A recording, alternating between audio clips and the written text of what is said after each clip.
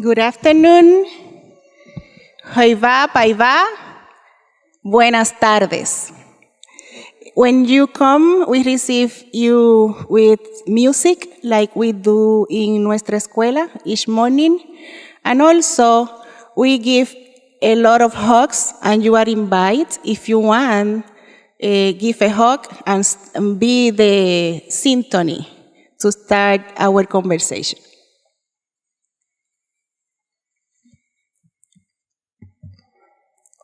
Hello to all. Can you see me behind this thing?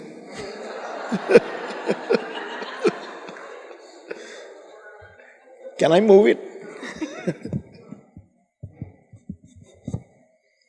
Because I almost cannot see you. I am Justo from Nuestra Escuela in Puerto Rico, and I am with Ana Yris, co-founder, now the president of Nuestra Escuela, and most important, my wife.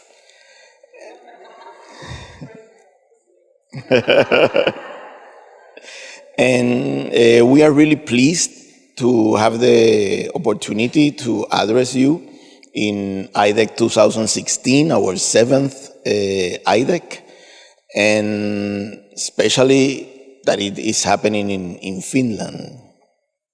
For us, it's like a very big step to, after 15 years of creating and developing Nuestra Escuela, to have been invited to address IDEC in Finland, which in Puerto Rico is like the most important paradigm of education. And also, we are very pleased to be able to share with you what we have learned in the past 15 years in which we have worked in Nuestra Escuela. What we found that contributes to a more democratic education, to a more democratic society, to a more democratic world.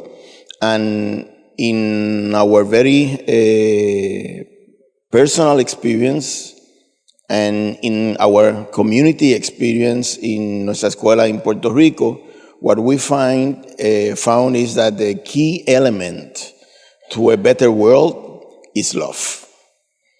Nuestra Escuela, which is the name of the school in English, means our school, is an act of love. It was created on love. Its foundation is love. When I was in my youth, in my university studies, I really didn't know what I wanted to study, in what profession I wanted to achieve. The only thing I was very sure is what I did not want to be, what I did not want to become, and that was a teacher. Because in my family, everybody is a teacher. So I really wanted to try something different. And one of the things I have been all my life is an activist for the transformation of my country, Puerto Rico, in a free, decolonized country from the colonial relation that it's imposed to us by the United States of America. And one of the steps in this journey to decolonize our people, to become free with our people, in one moment of our life was healing retreats for marginalized youth. We used to facilitate with Ana Yris and with one of my 4 daughters, Ana Mercedes. We used to facilitate healing retreats for marginalized youth so that they could heal from the wounds accumulated by very difficult lives, by poverty, by being marginalized, by being abandoned, mistreated. And if you can support, contribute to this kind of life, becoming free, then you can definitely achieve freedom for a whole nation. And we were having a lot of success doing this with kids that were expelled from schools, that were considered the worst in communities. We were finding the real souls, beautiful souls that really were them. And while in these retreats, in the middle of one of these retreats, my daughter, Ana Mercedes, and one of the things that I am most in life, it's a husband and a father. My daughter say that the best one. And in the middle of one of those retreats, my daughter had a car accident, and after 10 days in coma, she passed away. This was 18 years ago. And in that moment, the 10th of September of 1997, in that moment, I was finished. I felt that there was nothing more for me in life. I forgot about my other daughters. I forgot about my wife, about my mother, my family, my friends, the kids. What I really wanted in that moment was to go with my daughter, Ana Mercedes. And I fell into a very deep depression. And one of the things that sustained me in that moment was that my daughter came very frequently and visited me in my dreams. She came to my dreams and we shared as always. In a way that the first times when I woke up, I said, wow, what a relief. The death of Ana Mercedes was a nightmare. And I went to her bedroom to look for her. And in the way from my bedroom to hers, I understood, it was a dream. And everything started again. And in one of those dreams, when I was ready, Ana Mercedes told me that we are going to create a school. My answer was, Mercedes, not even there you quit inventing things. How are we going to create a school? And she says, yes, Dad, we are going to create a school, Nuestra Escuela. She named the school. I woke up and went to Ana Yris and told her, Ana Yris, look what Mercedes says, that we are going to create a school. Ana Yris looked very seriously at me and said, you know how she is, let's create it. So we asked for a loan of $20 to my mother, and with $20, it has been now 15 years of Nuestra Escuela and our mission of love that Ana Yris will share with you.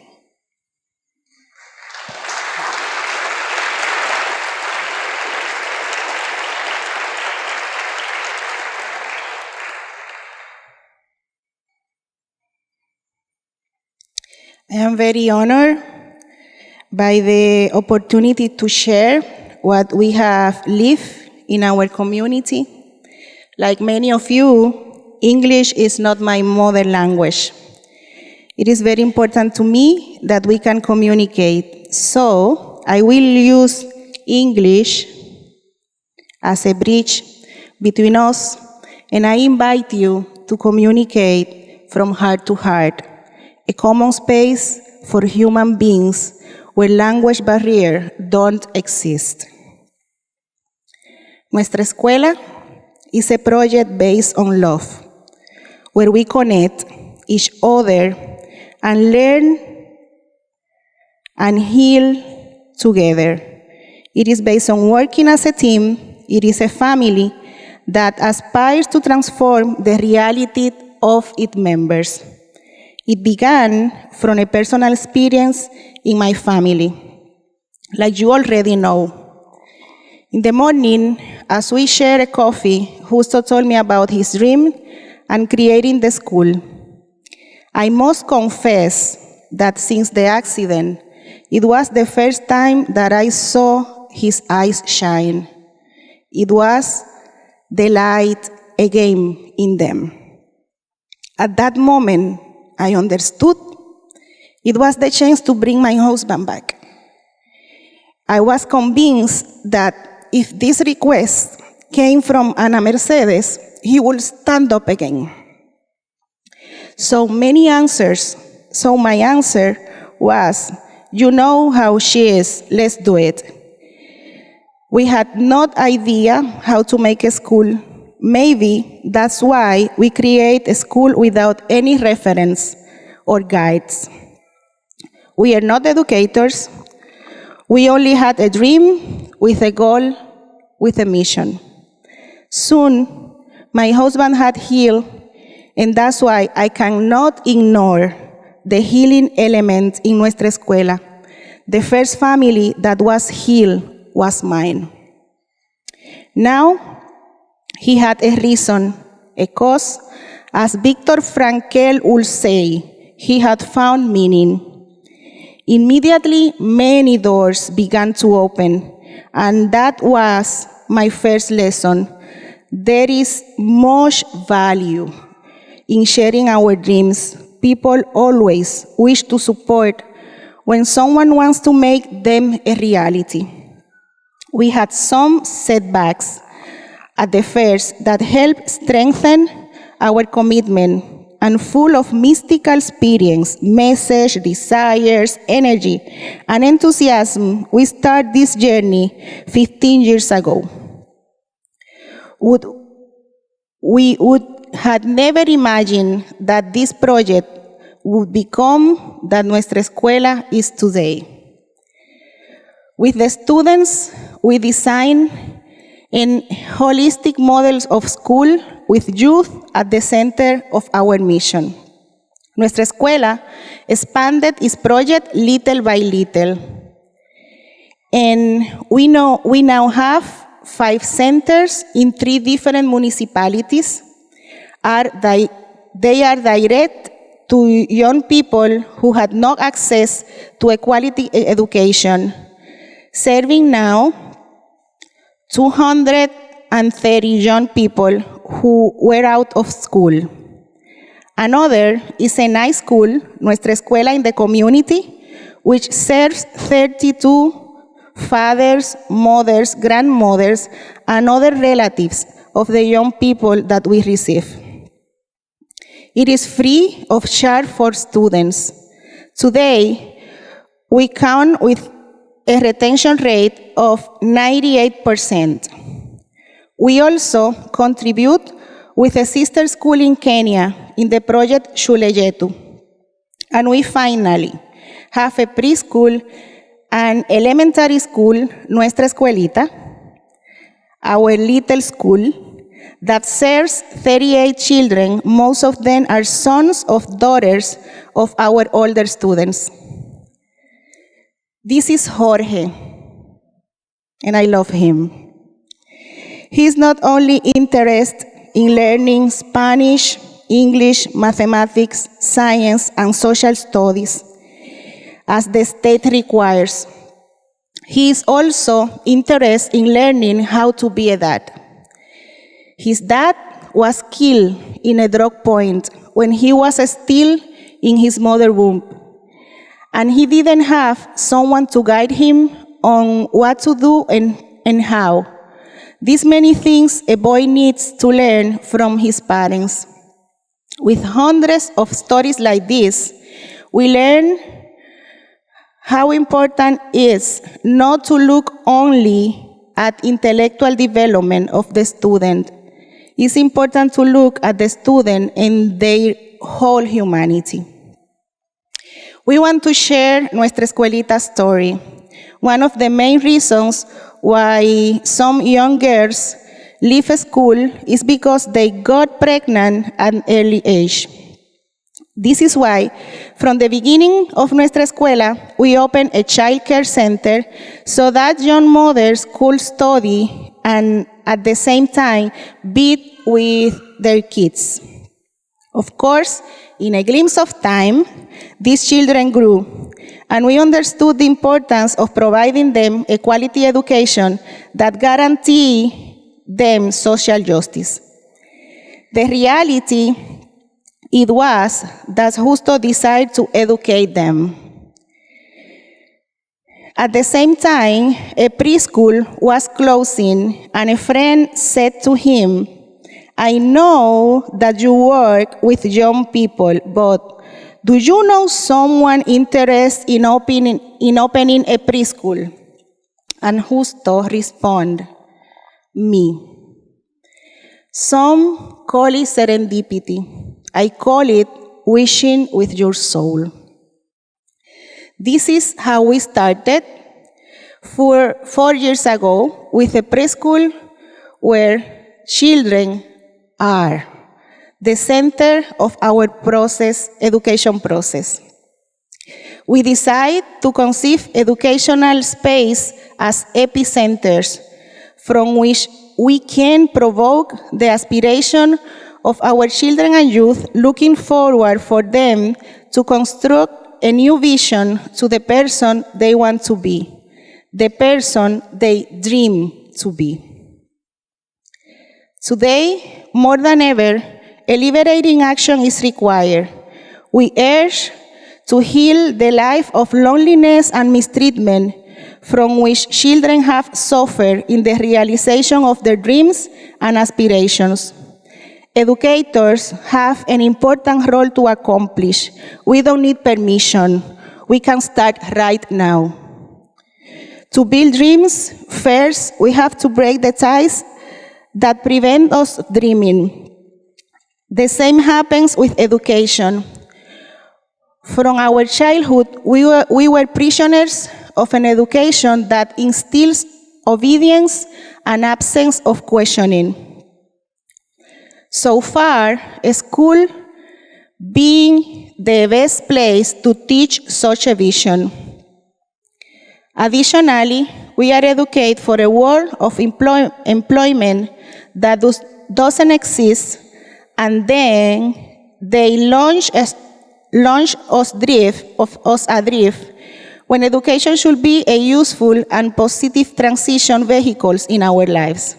It should be an oasis of building aspirations, where there is a space for all that have the same interests, a space to give free rings to the construction of new thoughts, new actions, and new desires.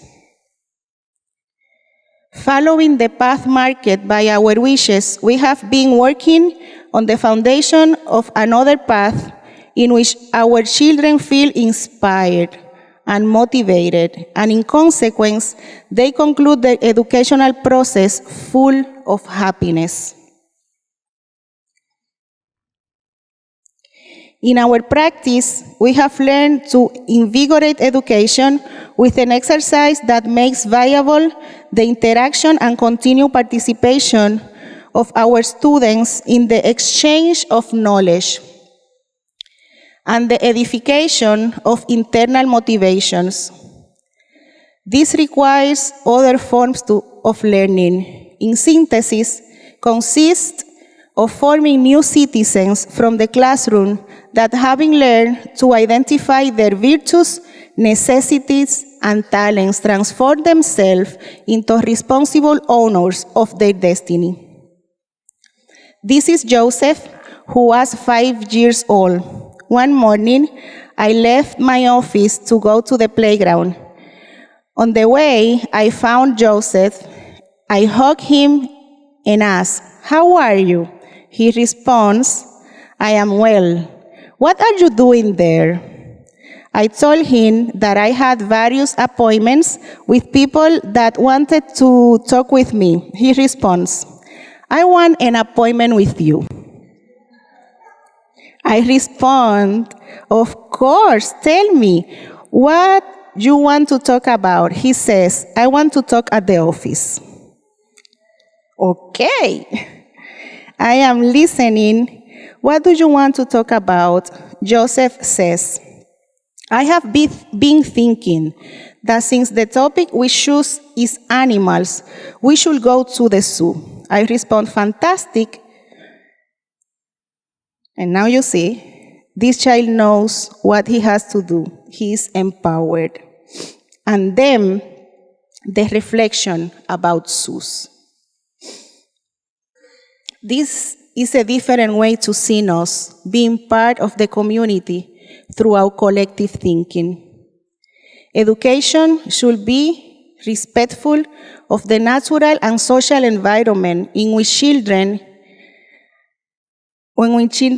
live, and identify their solidarity, equity, values of justice and love. Children, as adults, are citizens sure of signs that unveil their dreams and trusting feelings which palpitate from their aspiration, dreams and hopes. Just like the fox told the little prince, only with the heart you can see well, because what is essential is invisible to the eyes. And I have lived the experience that if you can see it in your heart, then with no doubt, you will be able to do it. Thank you very much.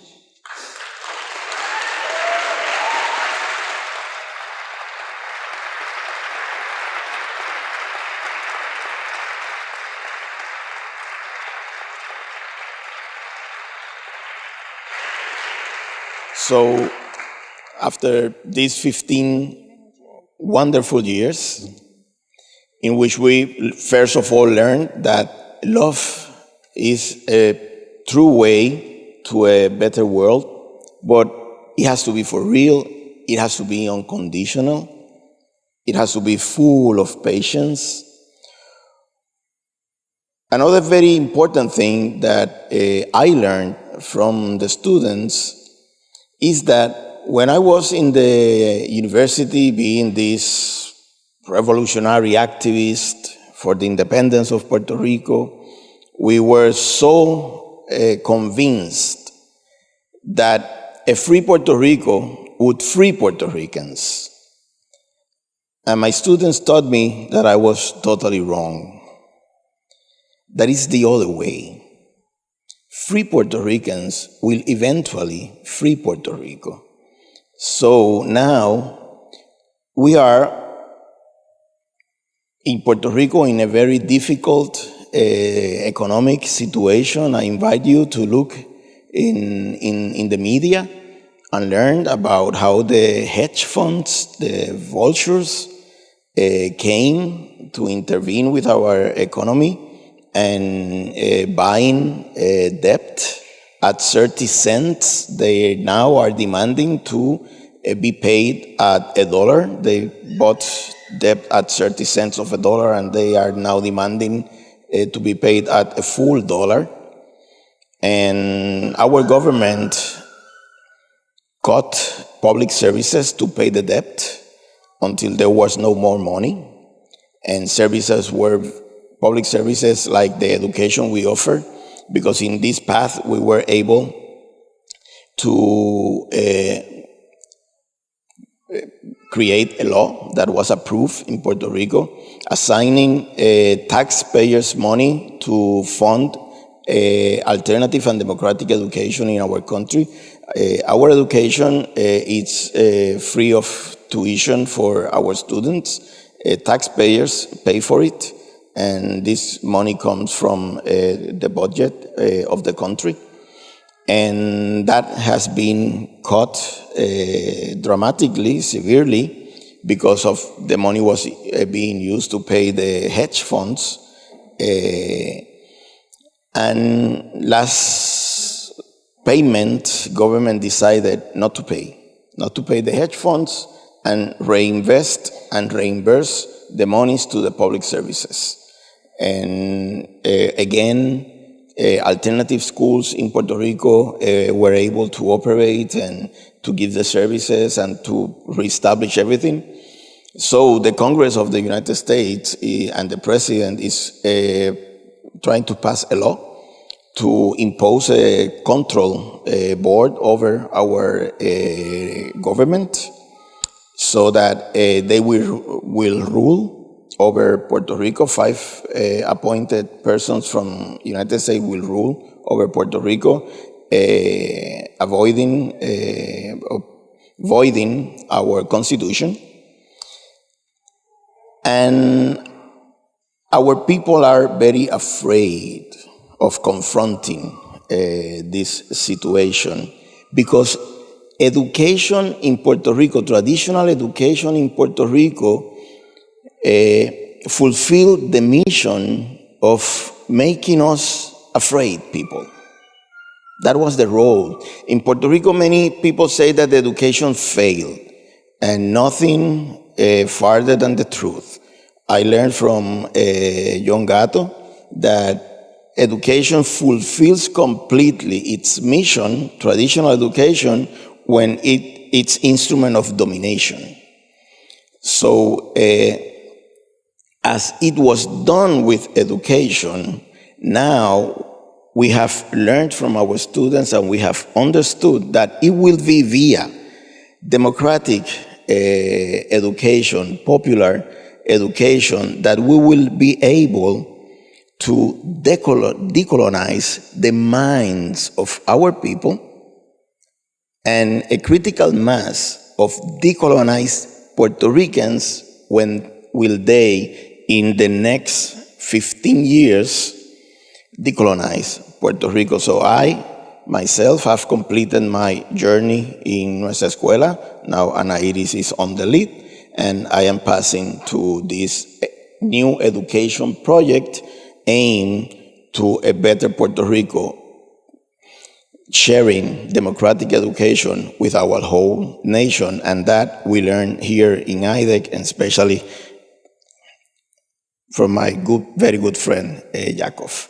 So thanks for having me, giving me the opportunity of sharing these last 7 IDECs with you. Now I have completed my time, and Iris will take on from now on. Thank you for the journey.